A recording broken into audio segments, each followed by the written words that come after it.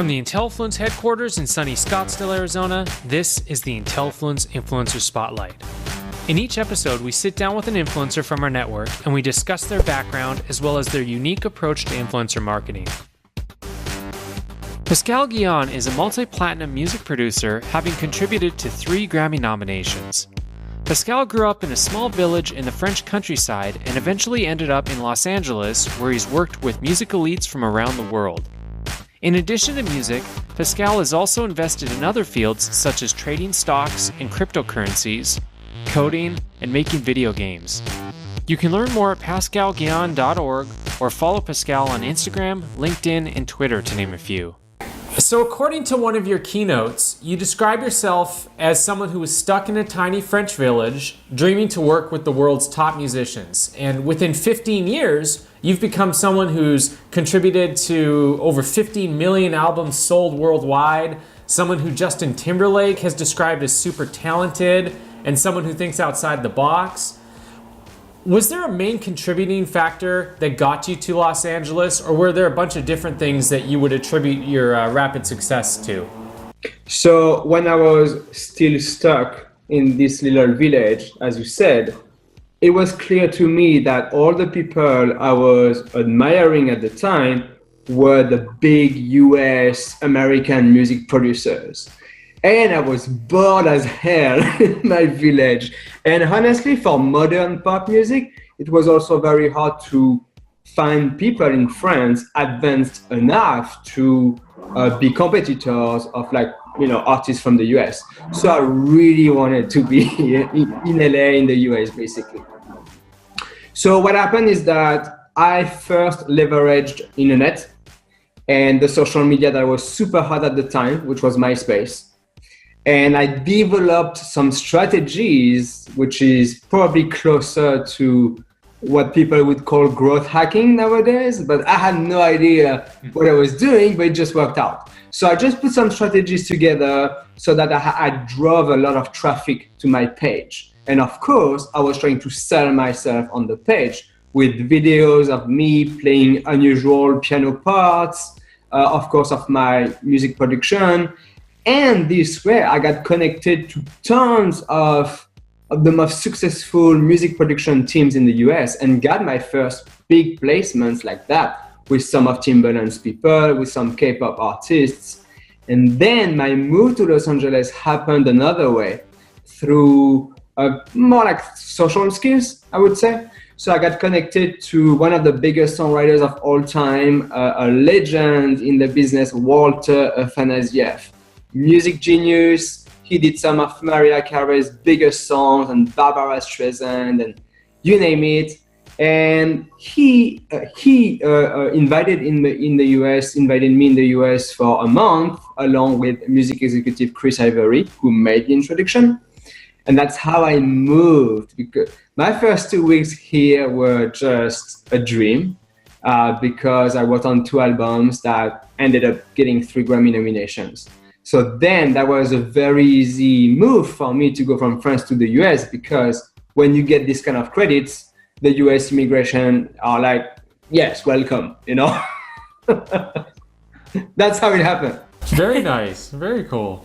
And you've had an impressive career. So at what point in your career did you get into influencer marketing?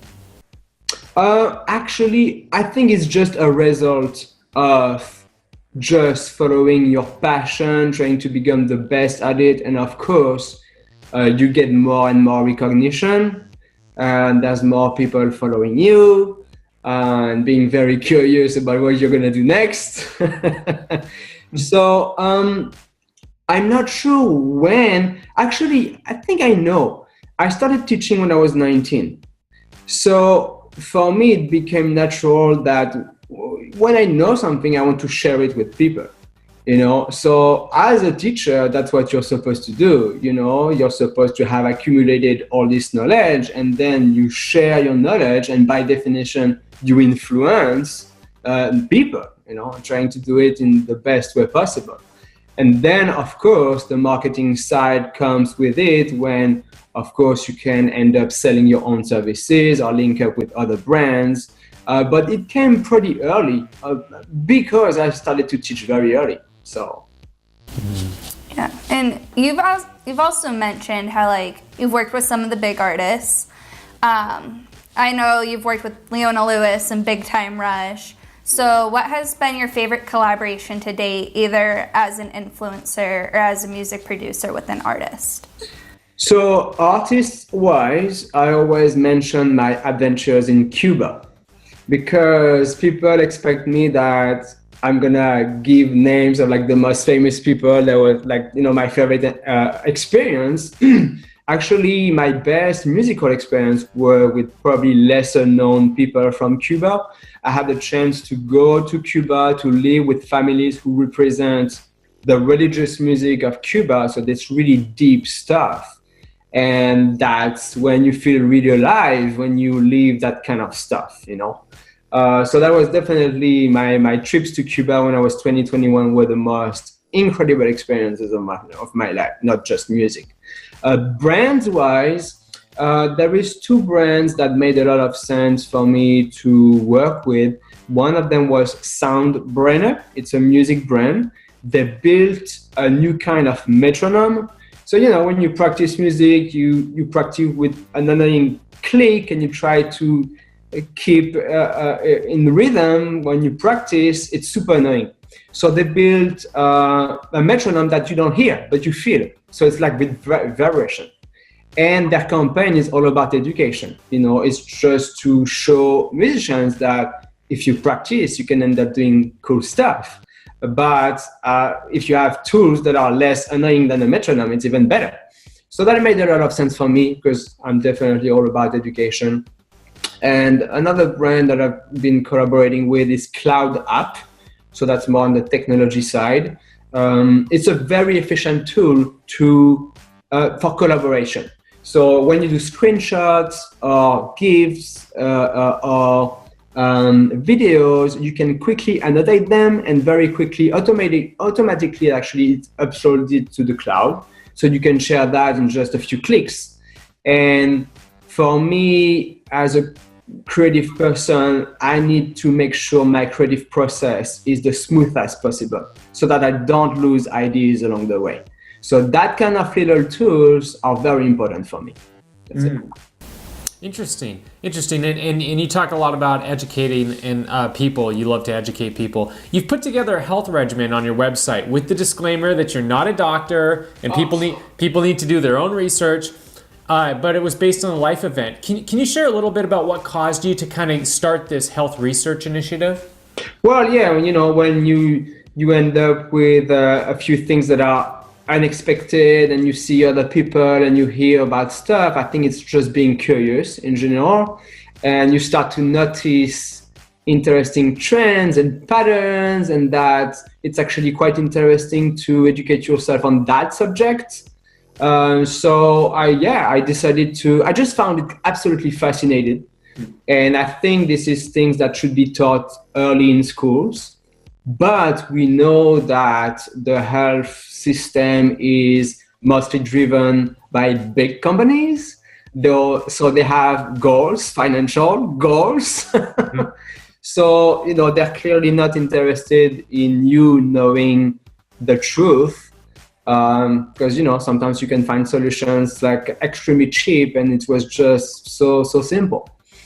So it's just a bunch of stuff that I also end up spending a lot of time with great entrepreneurs in Los Angeles, and some of them are in that field, and they educate us on a regular basis because we meet on a regular basis. And it's fascinating. I mean, if you can naturally improve your focus or your performance, why not? Of course, let's do it. Exactly. I agree. Are you going to start being more healthy, follow his regimen? I'm pretty healthy. No, I got a little ways to go. And so you mentioned how you were working with SoundUp for like a technology brand. What has led you to branch out and learn coding? After 20 years of music, it's cool, but the thing is, nowadays, a lot of people are in the music industry and are actually not that knowledgeable. So on one side, you have people who have the traditional education, practicing your piano 10 hours a day and getting mentored for years by the most incredible musicians. And a lot of new singers or new producers are pretty much clueless. It's the sad reality. So for somebody like me, having been doing this for so long, it started to be slightly boring. And also I was very good at math in school. So naturally, I started to hang with entrepreneurs in Los Angeles. I found it fascinating. I found them extremely efficient compared to a lot of what I was seeing in the music industry. So that was very refreshing. So yeah, made friends with very brilliant people, and just naturally, my math side of the brain was requesting more action. So I just got inspired by a few people I met, and it's just, I think I like to create, period. It doesn't matter if it's food, if it's music, if it's coding, just putting stuff together makes me super happy. I get in the flow state, and that's what is the most rewarding to me. Getting in the flow state, accomplishing something, boom, that's done. Wow, okay, what should we do next? And I think it's fascinating. So the main reason is that I think that learning a lot of computer science, I'm very curious about what I could potentially manage to do in that field, given that I'm just very creative by definition. Actually, the very interesting thing is that one of the very first coding project I had became a proof of concept for a blockchain company. And that led me to be invited to speak at music and technology events about that creation, because that showed people that you could do certain things already nowadays. So that was pretty cool. So wow, now I'm kind of like looking forward for the next thing I'm gonna really create and could become a proof of concept, to talk about that and show people that, look, that's possible nowadays. You can do that. Oh, very nice. Very nice. And what advice would you have for someone who feels stuck in their own little village somewhere around the world, who wants to break out and make a difference like you have? Yeah, no, absolutely. Well, I talk about it often, but basically there's social skills and there's internet skills. So social skills, I always tell people to be curious and go meet with the brightest people they can have access to. It doesn't matter if they are in their field, because if they're so bright and cool, they must have very cool friends that might be in your field, and this way you can bypass all the other people trying to do the same thing as you, but just because you have a high profile connection, you go straight to the goal. That's what happened to me through my high profile connection in Hollywood. Got invited to LA, straight working with the biggest names in music, and boom, got these big credits right away. So that's really cool. And then the other skill is, of course, internet, social media, definitely trying. I mean, there's so many incredible, talented artists everywhere, but they never promote themselves, or like nobody knows about them. So that's when, I talk about my MySpace story and like how I leverage that. If you're consistent on social media, create very good content, impressive content on a regular basis, you build. And then it's up to you to also study marketing to optimize that.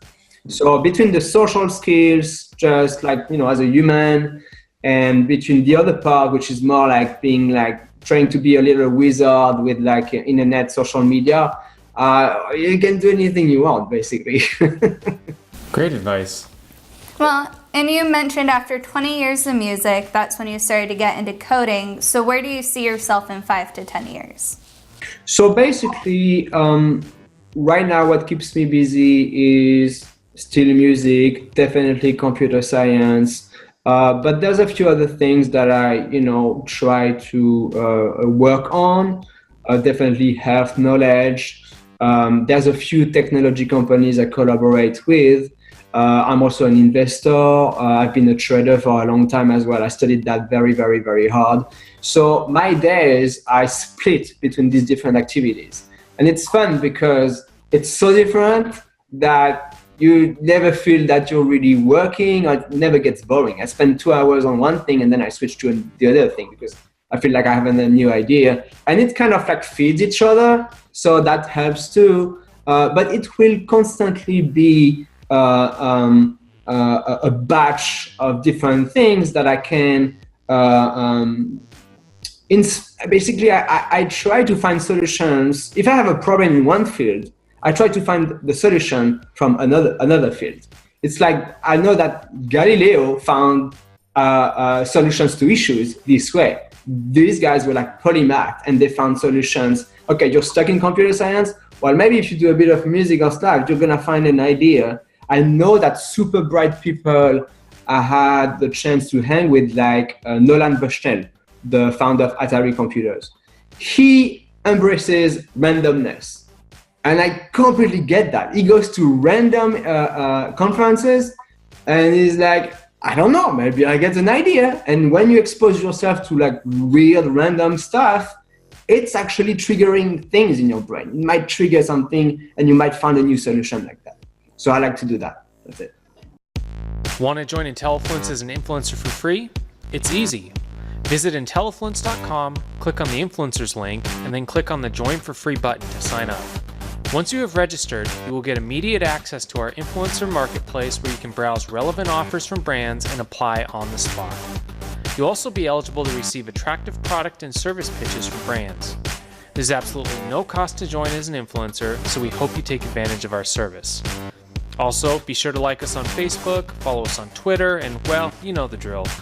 Until our next episode, keep being awesome.